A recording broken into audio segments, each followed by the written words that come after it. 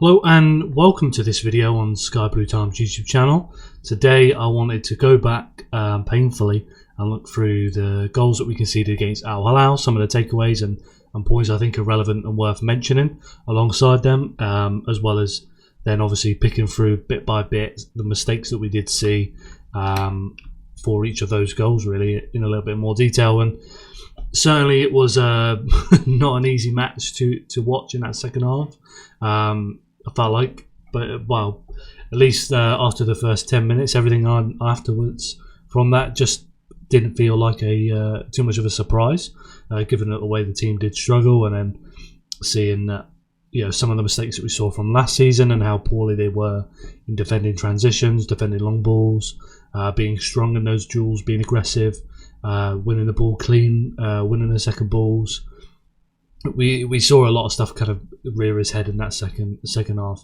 Not be it without mentioning, some circumstances with Rodri coming in and out of the team, with Guardiola maybe not able to play all the minutes that Guardiola would have liked.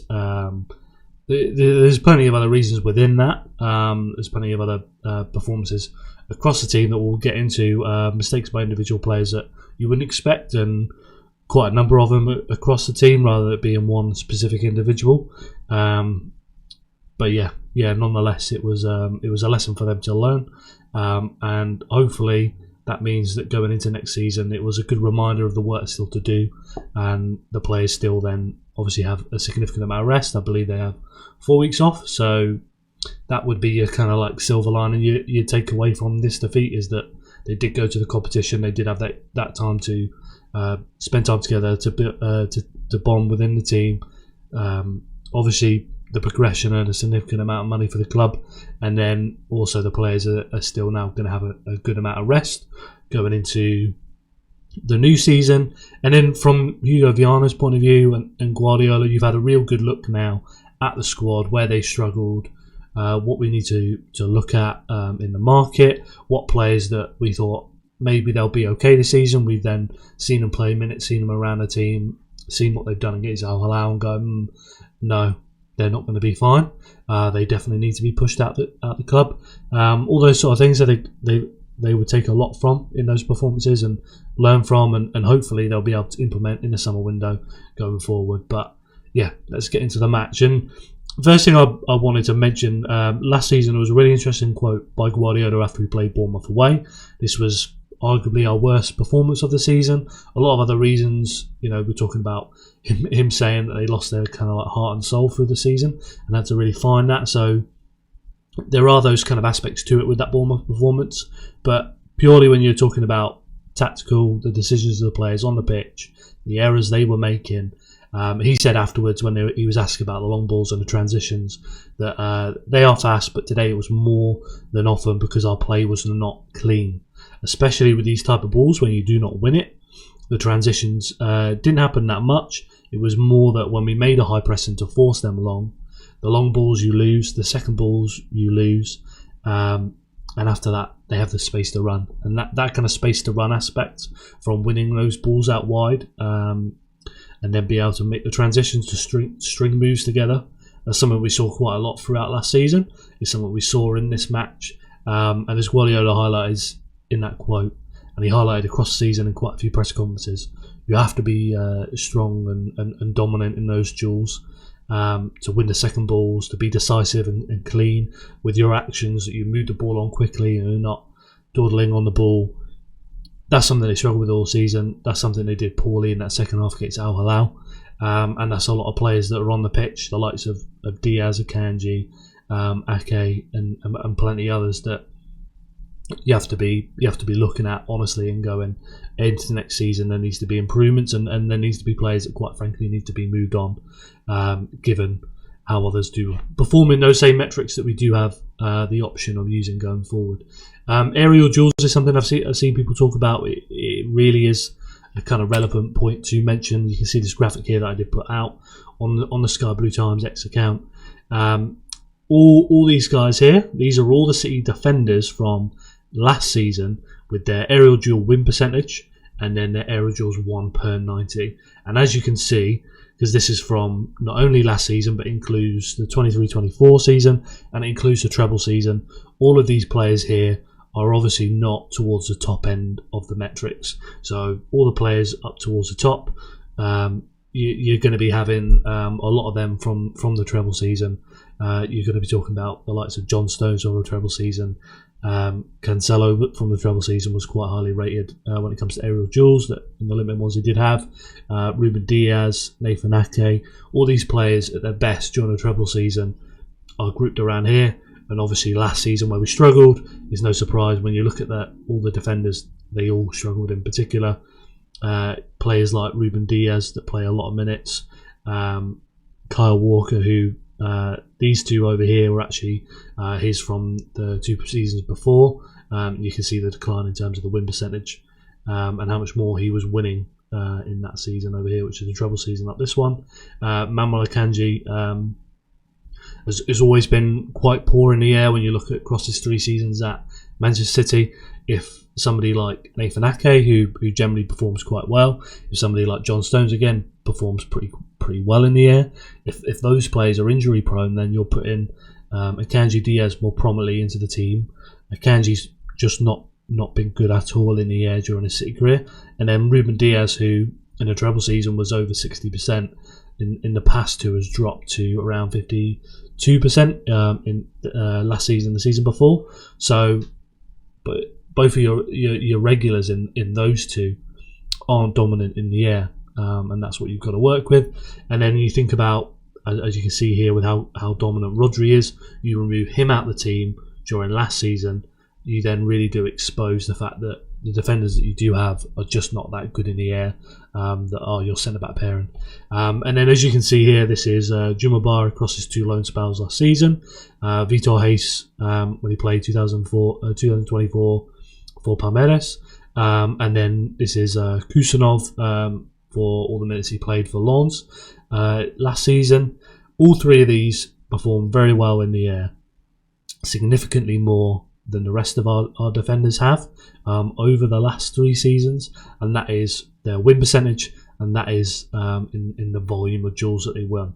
And all 3 there clearly quite different in terms of how they would win that aerial duel. Jumabara, if you watch any of him, you can see how physically dominant he is. He's a huge guy, huge physical presence. You've got Vitor Hayes is very much like times the duels very, very well, and then Kusanov, who has a very good leap. But all 3 different ways of doing it are all very effective in the air, win a lot of aerial duels, and that speaks to next season that these are 3 players. Bar's obviously going to be going out on loan to Nice next season, but for Vitor Hayes and Kusanov, these are 2 players that really should be integrated into the team. Whether that is a real significant role is going to probably be different for the 2 of them, but at the very least you need to be looking at these guys playing a good share of minutes next season, and the team will be better, all the better for it, because of the athleticism that they bring, because the freshness, that they're not anxious coming in to defend like Kanji, Ake and others that we saw in the game have that kind of anxiety when you see him defend, that hesitation of do I go, do I don't go, do I stay here, do I go and just leap in and win that ball. And all 3 of those, Vitor Hayes, Kusanov and Bar, when you watch those guys play, they're straight into the fire to go win that duel, and our guys are hesitant, as they've been over the last couple of seasons, and that is not good when you're a defender. You don't want to be hesitant as a defender. You don't want to be anxious inside the box. You need to be decisive. So yeah, definitely something to keep an eye on. This is possible defensive action across last season. Obviously, that really did spike across the middle portion of the season and then trended back down. This is the kind of level that we'd be expecting from Manchester City throughout the season, rather than this big lump up here as it spiked up. So he did return to that level across a Club World Cup tournament. It was around 6 to 7 pass per defensive action across the games, apart from the first match against Wydad, which was 12, and obviously a lot of that is first game. The heat was really quite tremendous to deal with, but every other game by that dropped right down. So it tells you a lot about what City intend to do, and that was good to see. Here's just some other metrics. Just looking over the past season, and you can see clearly in the most recent season that City have struggled to disrupt the opponent's build-up. So they complete a high percentage of passes. That's just because your pressing's become less effective, and then they're seeing less of the ball. Obviously, there's a lot of matches that you look back at and you see that City struggle to retain possession in a lot of them. Think about the match against Fulham, against Leicester away. You look at the matches against the top 6 sides. There's a lot of games there where City really struggle to keep the ball like they used to. So it's no surprise, obviously, that lines up with the season that they struggled.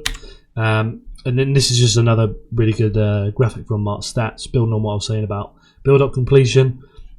City have always been a team that are very effective at disrupting the opposition build-up, particularly, obviously, the 21-22 and then the treble season. And then the 4 in a row season, we saw a mixture in that. So started off poorly, increased quite significantly, and then dropped back out. So they were still able to do that for a portion of the season, but the level for last season was obviously a lot worse, and you can see how this lines up with the BBDA graphic that I showed you just before. That huge spike in the middle that City really did struggle to disrupt the opposition with their press. It became a very ineffective press, but they've obviously retained throughout the season, throughout the last few seasons, across the time that Guardiola has been a manager, that they are effective themselves at building up and at bypassing other teams pressing them. But their ability to disrupt the opposition has diminished in the last couple of seasons. So this is the first goal. Just before I get to that, I'll just scroll back to the aerial duels just for a second. So I mentioned these players here, and I just forgot to mention myself. Nico Gonzalez is somebody that on loan at Valencia when he was playing as a 6 was over 64%. This season he's been 57%, so he'd be around here. But again, that's another person in midfield that, if he played, can do his fair share of winning aerial duels. I expect that number to increase from last season the more he plays and gets to adapted to the Premier League. But that will just be more important as we then eventually get to the goals later on, that you're missing a guy who could play more in midfield instead of the likes of Gundogan, Kovacic and Bernardo. That is a lot more switched on defensively and smells the danger, and can compete in these aerial duels. And I think that's a really important thing to bear in mind when we head into next season in terms of the adaptations the team needs to make to be able to better handle the out-of-possession demands. But then still, as you can see with Nico Gonzalez, even though you're adding a player that can help you deal with those demands, still doesn't sacrifice the technical quality that you need to play in a Manchester City team coached by Pep Guardiola. So, right, let's move our way over to the first goal. So, this is something Al-Hilal did very well, was dropping Ruben Neves into the back line, so then they can spread out the back 4 now in this 5, make the distances really, really big for City to be able to cover with their press. And then City then obviously come across, move the ball into Cancelo. Doku jumps over to press. Cancelo in this, when you watch it back, fakes the initial pass. Doku comes in to press him. And then once he's in tight, he then plays the ball down the line to the winger that Aït-Nouri's alongside.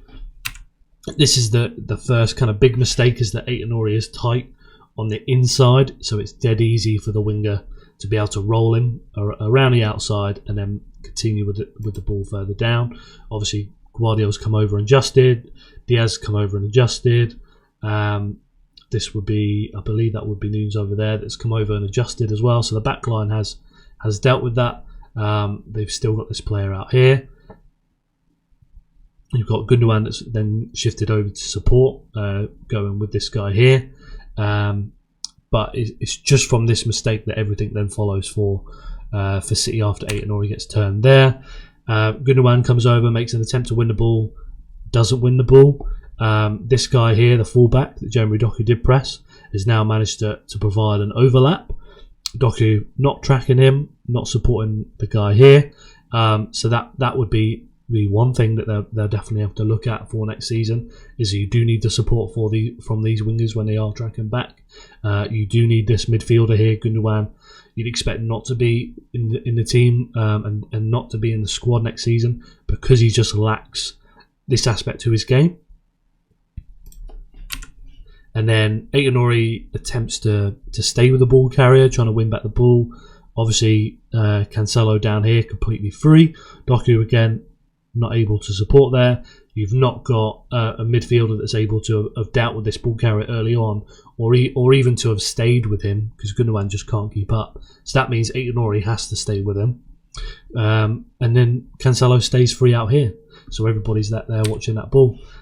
So yeah, cross comes in first time. Ederson makes a really poor attempt to parry, which goes off Diaz. Diaz actually tracks the near post run really, really well, and stops him getting a nick onto that.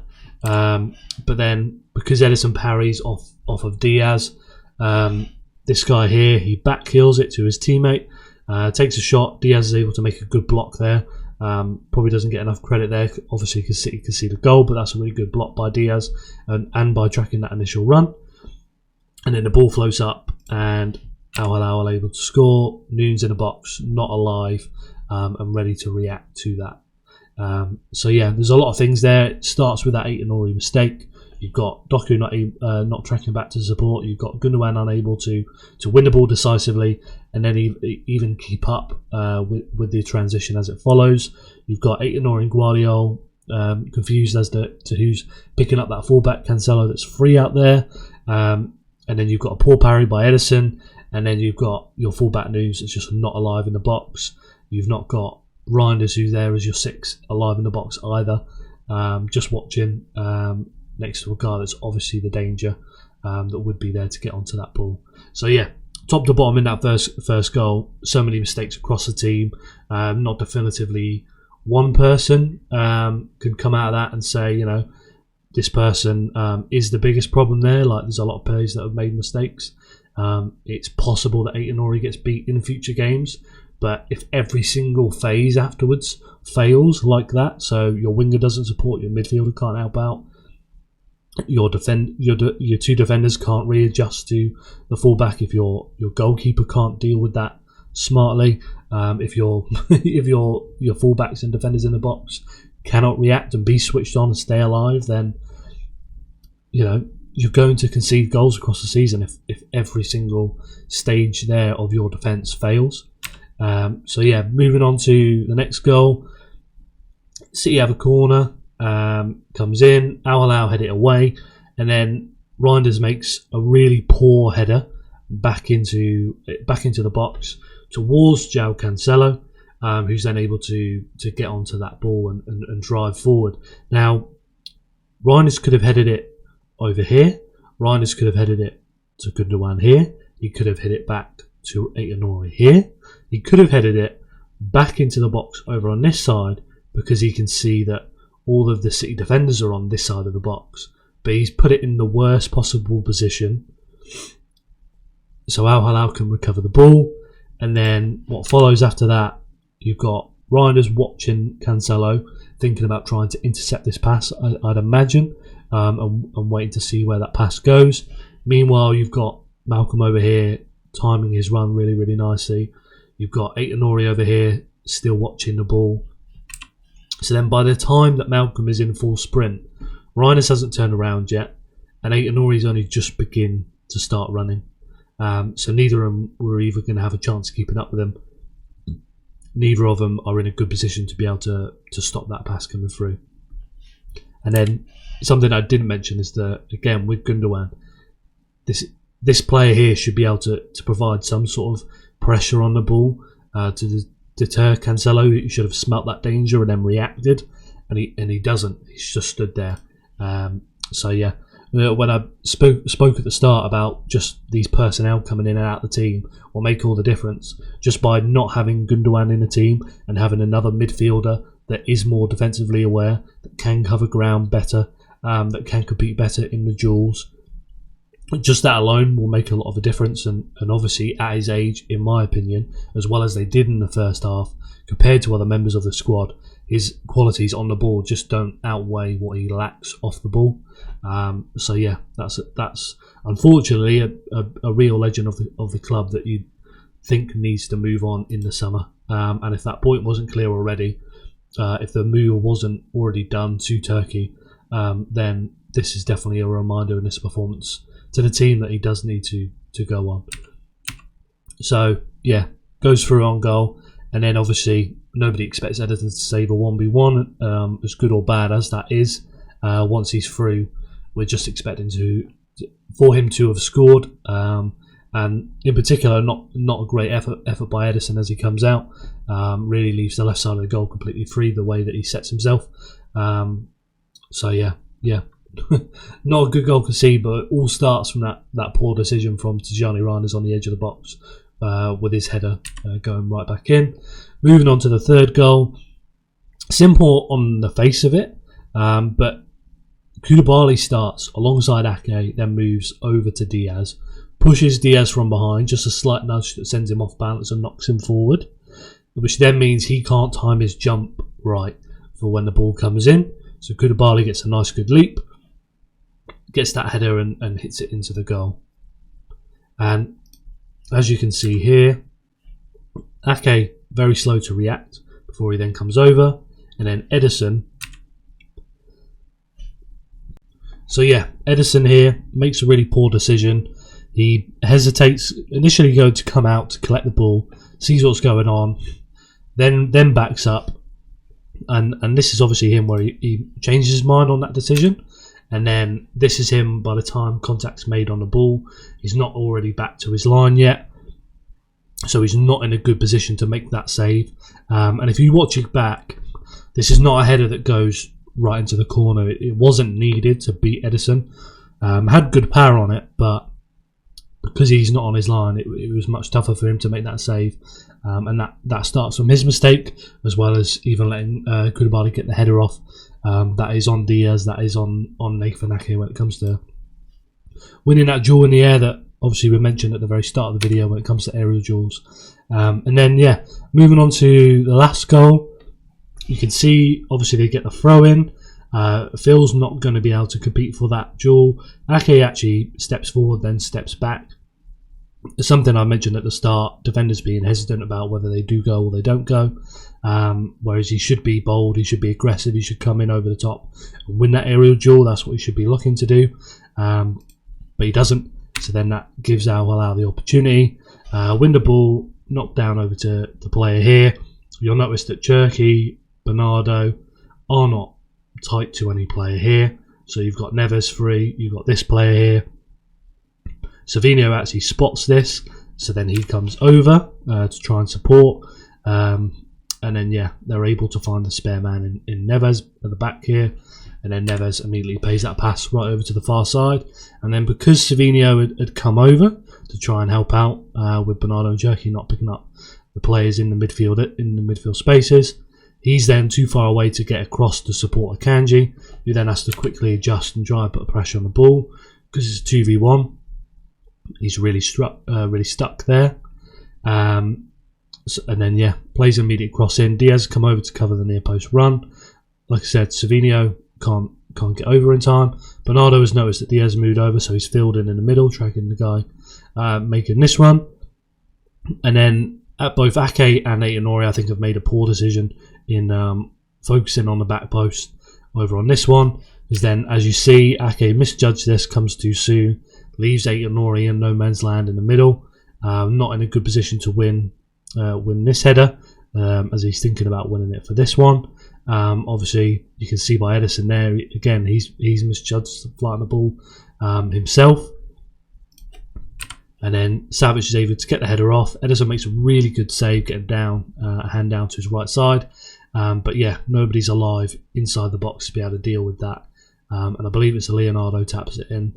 Bernardo follows the run, but then is not alive in the box. You'd think if Ake was sorted out correctly with him and Aït-Nouri, then they would be set up better to be able to win that ball.